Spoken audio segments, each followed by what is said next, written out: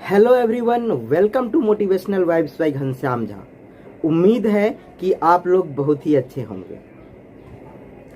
आज मैं बात करने वाला हूं work honestly and work ethically.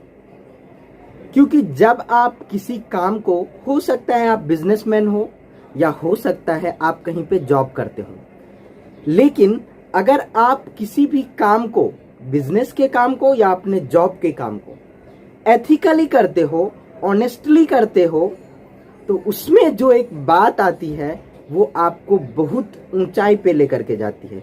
हो सकता है शुरुआती दिनों में प्रगति थोड़ी धीमी हो, ग्रोथ थोड़ा कम हो, लेकिन आपका बेस, आपका जो फाउंडेशन है वो बहुत ही ज्यादा स्ट्रॉन्ग, मजबूत हो जाता है।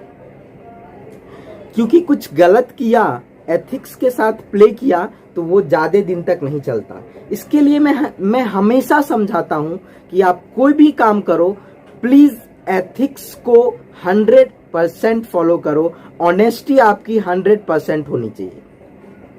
आपकी कंपनी का नाम सत्यम है, अगर फिर भी आप अगर असत्य प्रैक्टिस करो तो आप जेल में हो।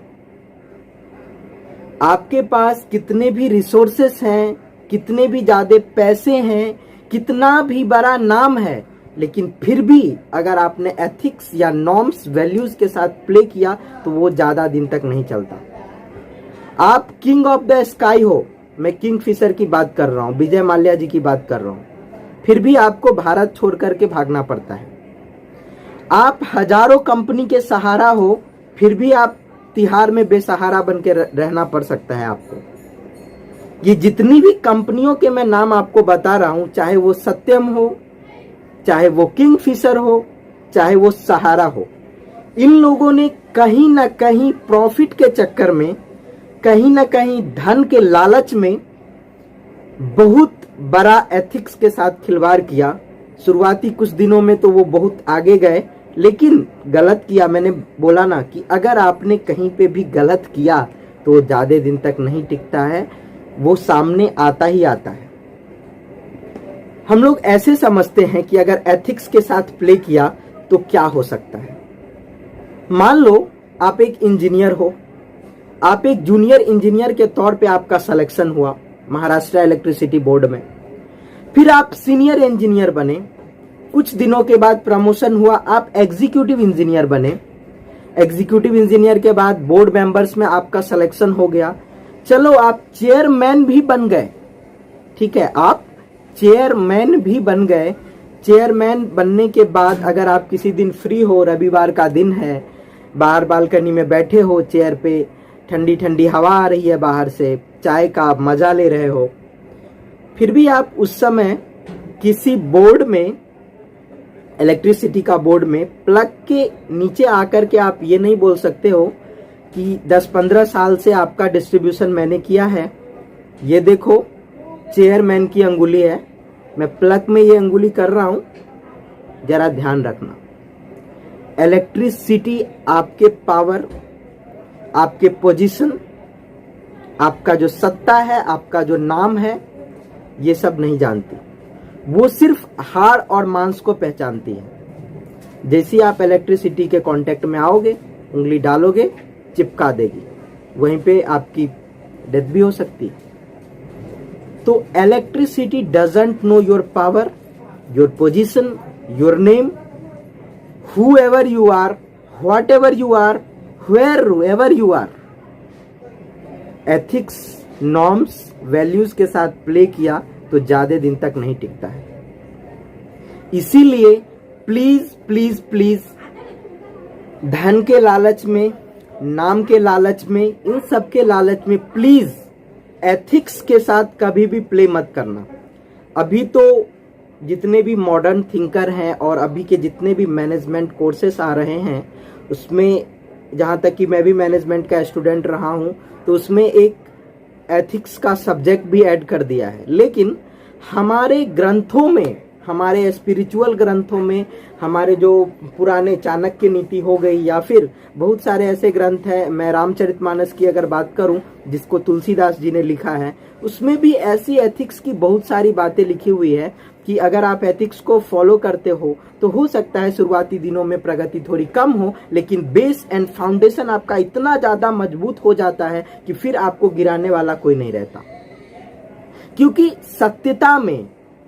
सत्यता में, ऑनेस्टी में, एथिक्स में इतना सामर्थ्य है, इतना पावर है कि आपको कोई झुका नहीं सकता। और कभी भी ये बात ध्यान रखना कि अगर आप सही हो, आप सही काम कर रहे हो तो सकता है थोड़ी सी मुसीबतें आए, परेशानियां आई, लोग आपको गिराने की कोशिश करें, लेकिन फिर भी इन सारी चीजों को चीरते हुए आप एक लहर की तरह निकल जाओगे।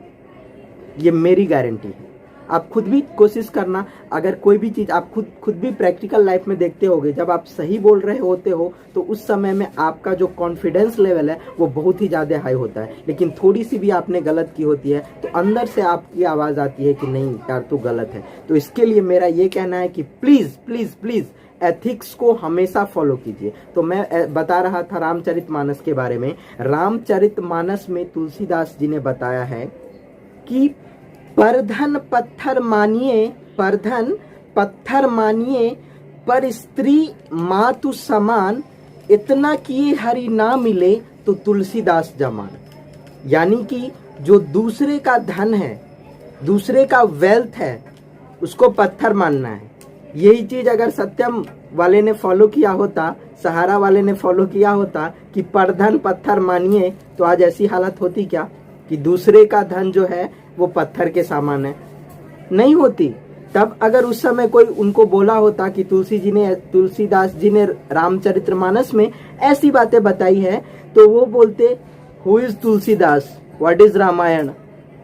अब मत मानो रामचरितमानस की बातें, तुलसीदास जी की बातें मत मानो, बैठो जाके जेल में। इसीलिए मेरा कहना यह है कि प्लीज एथिक्स को फॉलो कीजिए। शुरुआती दिनों में प्रगति थोड़ी धीमी है, लेकिन आपका फाउंडेशन बेस बहुत ही ज़्यादा स्ट्रांग हो जाता है और आप एक बहुत ही सक्सेसफुल इंसान बनते ही हो। तो thank you so much guys. Please comment करके बताइएगा, यार आप लोग कमेंट नहीं करते हो, प्लीज कमेंट करके बताइएगा कि ये वीडियो आपको कैसी लगी। और प्लीज एथिक्स को फॉलो कीजिए और मेरे चैनल को सब्सक्राइब भी कीजिए, ताकि ऐसी मोटिवेशनल वीडियोस आपको मिलती रहे, ताकि आप मोटिवेट होते रहें, साथ में अच्छी चीजें करें और अच्छी चीजों के लिए अच्छी चीज करते हुए जिंदगी में सफल हो, तो उसका कुछ अलग ही आनंद है, कुछ अलग ही मजा है। तो bye bye, take care, we will meet in the next video.